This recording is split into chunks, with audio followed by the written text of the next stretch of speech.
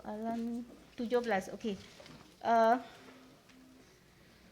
Peningkatan kes di Pulau Pinang mula dilaporkan sejak negeri Pulau Pinang memasuki fasa kedua Pelan Pemulihan Negara pada 7 Julai 2021.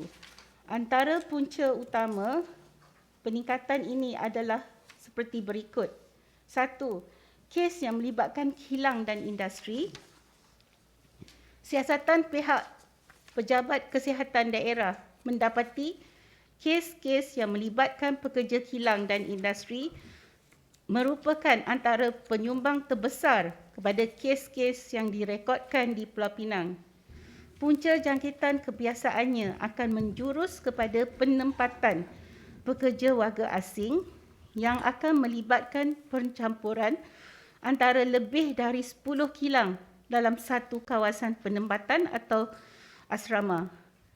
Kuarantin yang sempurna juga tidak dapat dijalankan dengan baik kerana fasiliti rumah yang kurang sesuai dan sentiasa melebihi kapasiti yang dihadkan.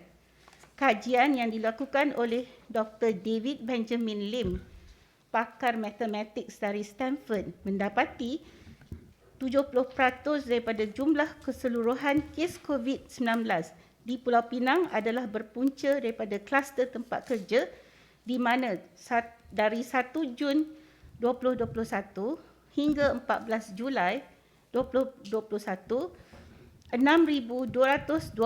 kes adalah berpunca daripada kluster tempat kerja dari jumlah keseluruhan kes 8,668. Jadual 1 menunjukkan kadar kebolehan jangkitan di Pulau Pinang dari 1 Julai 2021 hingga 1 Ogos 2021 mendapati kadar kebolehan jangkitan di Pulau Pinang 1.218, kluster tempat kerja 0.686, lain-lain kluster 0.536. Kedua, punca jangkitan COVID ialah penularan dalam komuniti. Penularan dalam komuniti berlaku dan mengakibatkan jangkitan yang sukar dikawal. Terdapat isu pematuhan SOP yang lemah yang menyebabkan risiko jangkitan yang lebih tinggi. Lampiran A diletakkan atas meja yang berhormat mempunyai perinci keseluruhan kes, bilang kes dan trend kes-kes COVID-19 mengikut kes dan kumpulan umur. Ketiga, jangkitan dalam kalangan isi rumah dan keluarga. Jangkitan dari kilang dan aktiviti ekonomi juga melibatkan pekerja warga negara Malaysia yang tidak tinggal di asrama pekerja.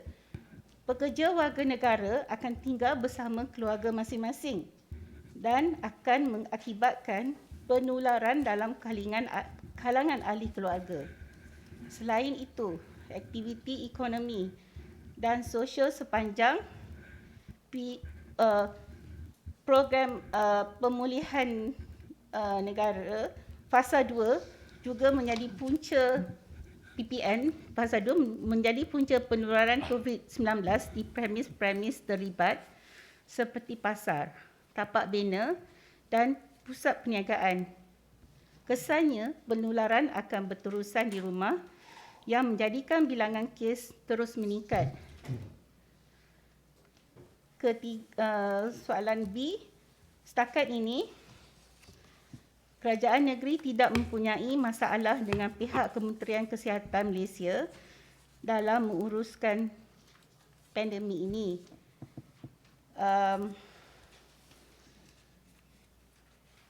Kerajaan negeri melalui Jabatan Kesihatan sentiasa bekerjasama dalam membuat keputusan-keputusan penting berkaitan dengan pandemik.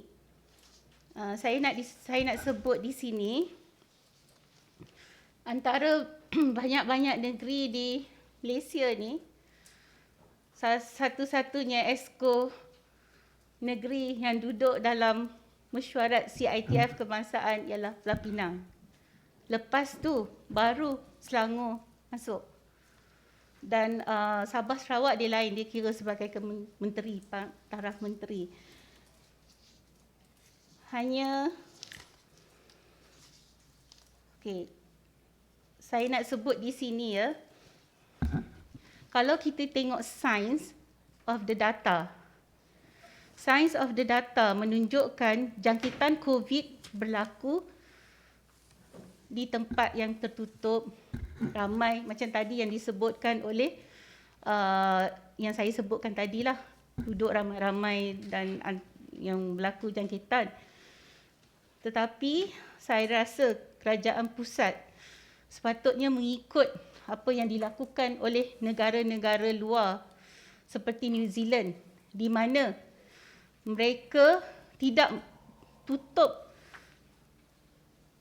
Maknanya mereka benarkan peniaga-peniaga kecil, penjaja-penjaja di farmers market, di pasar-pasar terbuka. Maknanya apabila berlaku lockdown, mereka-mereka yang kecil-kecil ni tidak akan terjejas. Di kita, di Malaysia, yang berhormat penanti kembali saya, ke soalan. I know. I just nak sebut yang pasal penularan kes ni lah. Sepatutnya kalau kita membenarkan kilang-kilang kita dibuka dan 70% daripada jangkitan kes adalah daripada kilang, sektor lain yang tidak menyumbang kepada jangkitan kes tu sepatutnya tidak dipenalize, tidak dihukum dan ditutup. Sepatutnya kita patut jadi macam negara-negara New Zealand semua tu yang membenarkan pasar-pasar terbuka dibuka. Yang berkenaan. Ya, soalan C berkenaan dengan kuarantinkan diri. Sehingga 9 Ogos sebanyak 900 kes baru, 908 kes baru telah dilaporkan. Menjadikan jumlah kumulatif kes COVID-19 di Pulau Pinang adalah sebanyak 53,276 kes. Pada awal pandemik, semua kes positif COVID-19 telah dimasukkan ke hospital untuk tujuan rawatan. Namun begitu, pada sidang khas Majlis Keselamatan Negara MKN, pengurusan COVID-19 bilangan 1 tahun 2021 pada 4 Januari 2021 dan mesyuarat Jawatankuasa Eksekutif Pengurusan Bencana KKM pada 11 Januari 2021 telah bersetuju untuk kes positif COVID-19 kategori 1 yang tidak bergejala dan kategori 2 bergejala ringan untuk diisolasi di rumah atau tempat kediaman atau di hotel atau pusat kuarantin dan rawatan risiko rendah PKRC atau hospital mengikut kesesuaian tempat kediaman kes. Untuk negeri Pulau Pinang, memandangkan bilangan kes positif adalah melebihi kapasiti katil di PKRC dan hospital, kes-kes yang menepati kriteria kategori 1 dan 2 dibenarkan diisolasi di tempat kediaman ataupun di hotel. Kes ini dipantau status kesihatan oleh Pusat Penilaian COVID-19,